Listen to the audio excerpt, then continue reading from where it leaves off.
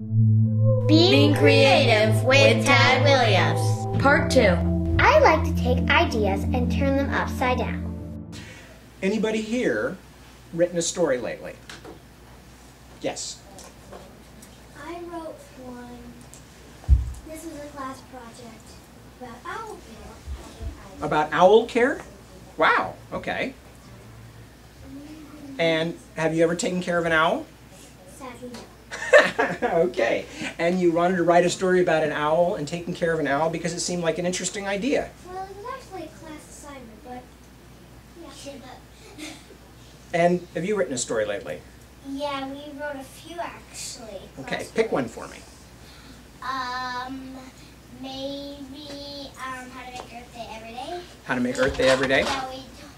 Yeah, so we made books out of recycled stuff. We made an earth. We used the paper bags from Roberts, and we wrote inside how to take care of the earth. Well, that's good. Now, I have a question. Now, if I was having that assignment and somebody said to me, well, let's make Earth Day every day, I might start asking questions. I might say, well, what if every day was Earth Day? For real. We would have to, every day should be Earth Day. Every day should be. Yeah, because then we can then the earth would be cleaner. Right. But what if we lived in a planet where everything was always so clean all the time that nobody ever had any fun? What if we lived in a planet where everything was so recycled that nobody ever knew what a mess was? And so they couldn't imagine doing something that wasn't absolutely perfectly clean and perfectly precise all the time. Then maybe not cleaning up and not taking care of things would be a holiday.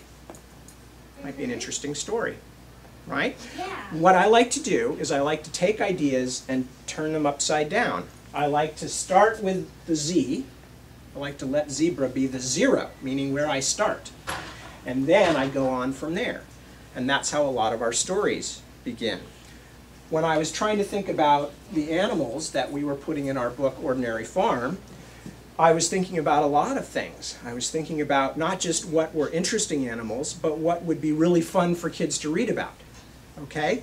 We could have mythical made-up animals, but if they weren't ones that kids would be interested in, then what's the point? Okay? So we have to use our imagination to try and imagine also what other people might like to do, what other people might be interested in. Okay? One of the things that people are always interested in are dragons. And that's why we call this the Dragons of Ordinary Farm, because there are dragons in this book. And in a little while, I'm going to tell you a little bit about why we picked the dragons that we did and how we made them like we made them. But before I do that, I wanted to ask one other thing. Okay, if you're going to do something creative, if you're going to make something really fun and interesting, okay, how do you get ready to do it? You probably should start off first with an idea, and then from there, you take the idea and you say, well, how could this happen? Like, well, yeah, there's like dragons, but then how would the dragons have got there? And you start planning out each of these sections. That's very good. I'm going to save that for the second part, okay? Because that's exactly what we're going to talk about in the second part. I want to start with something even more basic. Okay, nope, hang on, hands down just for a sec. I'm going to start with something even more basic, okay? And it may sound really silly, but trust me on this one. When you are going to do some thinking about something important and creative, do you think it's a good idea to do it sitting in front of the television? No. Really? Maybe. Maybe if it's like a show about stuff. But, okay. All right, hang on. Now, if you're watching a show on television, are you having your own ideas? If you're watching a show? No. You're probably not having your own ideas. But not only that, okay, not only that, you're not really concentrating as well as you could, okay? A lot of times, professional writers and artists and people like that need space to work at. They need a place to go off to, okay? Well, people of all ages who want to think about things and be creative need to get a place to do that. It doesn't have to be a whole room, although it could be your room. It doesn't have to be perfectly silent, but it does have to be something where you make some space for yourself to do your thinking, okay? To do creative thinking. So having a loud argument with your brother when you're trying to do creative thinking, probably not a good idea, right? No, okay. Having the TV on, listening to loud music, not such a good idea either, kind of distracting. Walking, sitting, all those kinds of things. Some of us, I drive. I like to drive a car, okay? Because that keeps me just occupied enough, you know. And occasionally, you know, I'm having a really good thought and I drive up on the sidewalk or onto somebody's lawn. Yeah, it's a problem. But, you know, you have a little bit of these quirks with a creative process. But mainly, the thing is you want to do something where you're letting your mind work. Okay, so remember that, guys. Everybody thinks, oh, I can sit in front of the TV and do my thinking, do my homework, do my whatever. That kind of stuff really doesn't work very well. Okay?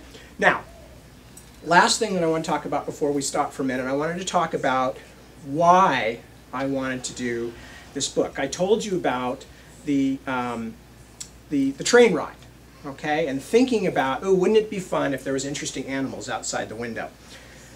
But the reason that also, more than anything else, that I wanted to do this story was because I really love the idea of the world being full of interesting creatures that we don't see most of the time, right?